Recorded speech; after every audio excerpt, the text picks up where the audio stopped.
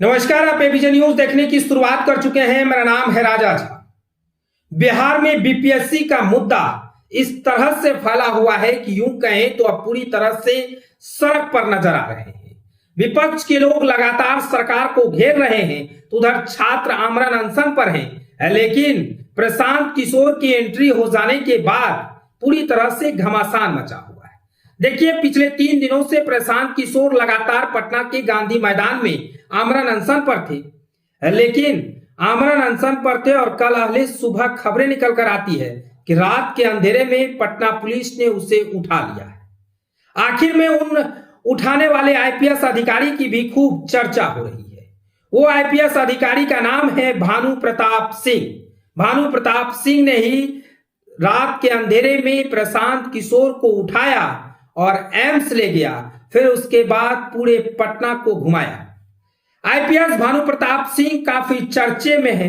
यूं कहें तो लोग कह रहे हैं कि प्रशांत किशोर को उठाने वाले आखिर में वो दबंग आईपीएस कौन है। तो आज हम उन दबंग आईपीएस भानु प्रताप सिंह के बारे में बताते हैं। देखिए, भानु प्रताप सिंह कड़क मिजाज के माने जाते हैं। 2021 बैच के आईपीएस हैं और अभी पटना के दानापुर में अनुमंडल पदाधिकारी के पोस्ट पर तैनात है। भानु प्रताप सिंह अगर कहें तो वो हर तरीके से हर जगह लोगों को पिघलाने में लगे रहते हैं। भानु प्रताप सिंह 2021 बैच के आईपीएस अधिकारी हैं। वर्तमान में दानापुर पुलिस अनुमंडल पदाधिकारी के पद पर तैनात है। एसएसपी भानु प्रताप पिछले करीब 2 महीने से दानापुर में पदस्थापित है। 2 महीने में कई ऐसे काम किए जिसको लेकर वो सुर्खियों में आ गए हैं। पिछले साल 2024 के दिसंबर माह में दानापुर में आरजेडी विधायक रीतलाल यादव के भाई पिंकू यादव को आत्मसमर्पण करने पर मजबूर कर दिया था। भानु प्रताप सिंह ने 2 दिनों के अंदर बड़ी कार्रवाई की। रीतलाल यादव के भय से कोई पुलिस जल्द हाथ नहीं डालती थी, लेकिन भानु प्रताप ने अपने नेतृत्व में बड़ा एक्शन लिया। दानापुर में आते ही सबसे पहले कालिया गैंग को उजागर करके 9 लोगों को गिरफ्तार किया। काफी संख्या में हथियार भी बरामद किए गए हैं। बताया जाता है कि आईपीएस अधिकारी में चयन के बाद प्रशिक्षक के रूप में उनकी पोस्टिंग नालंदा में हुई थी। मुजफ्फरपुर में टाउन पुलिस उपाधीक्षक के पद पर रहे। वहां करीब 1 साल तक रहने के दौरान उनकी पहचान कड़क अधिकारी के रूप में की गई थी। उन्होंने अवैध रूप से शराब बेचने वाले के नाक में दम कर दिया था। शराब माफिया में भय में जी रहे थे। भानु प्रताप सिंह लाठीचार्ज कर भीड़ को खत्म करने में भी एक्सपर्ट माने जाते हैं। जब मुजफ्फरपुर में एक हॉस्पिटल में पब्लिक ने जमकर हंगामा किया था तो भानु प्रताप सिंह ने पहुंचते ही तुरंत लाठीचार्ज करवाया और भीड़ को तितर बितर कर दिया। कहा जाता है कि अगर लाठीचार्ज नहीं होती तो पब्लिक अस्पताल में काफी ज्यादा तोड़फोड़ कर देती। तुरंत एक्शन लेकर हालात को भानु प्रताप ने काबू किया। ये वही भानु प्रताप सिंह है जो प्रशांत किशोर को रात के अंधेरे में पटना के गांधी मैदान से उठा लिया था।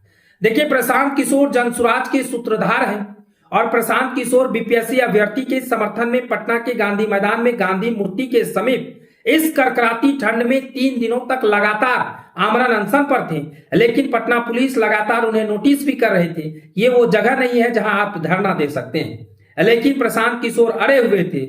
उसके बाद भानु प्रताप सिंह एक्शन मोड में आए और पहुंच गए अपने सैकड़ों पुलिस अधिकारी के साथ पटना के गांधी मैदान। फिर प्रशांत किशोर को उठा लिया।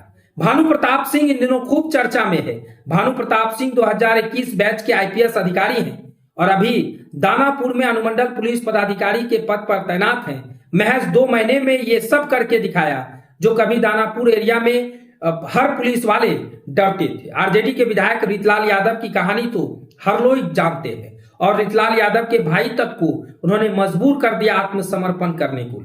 अब तो प्रशांत किशोर को लेकर भानु प्रताप सिंह खूब सुर्खियां बटोर रहे हैं। प्रशांत किशोर को उठाने वाले वही आईपीएस अधिकारी हैं जो 2 महीने पहले दानापुर में अनुमंडल पुलिस पदाधिकारी के पद पर तैनात हुआ और आज प्रशांत किशोर को आमरण अनशन पर से उठाकर अब खूब चर्चा में आ गए हैं। फिलहाल ये खबर को हम यहीं छोड़ चले जाते हैं। ये खबर के बारे में आपकी क्या राय है कमेंट सेक्शन में हमें जरूर बताइएगा।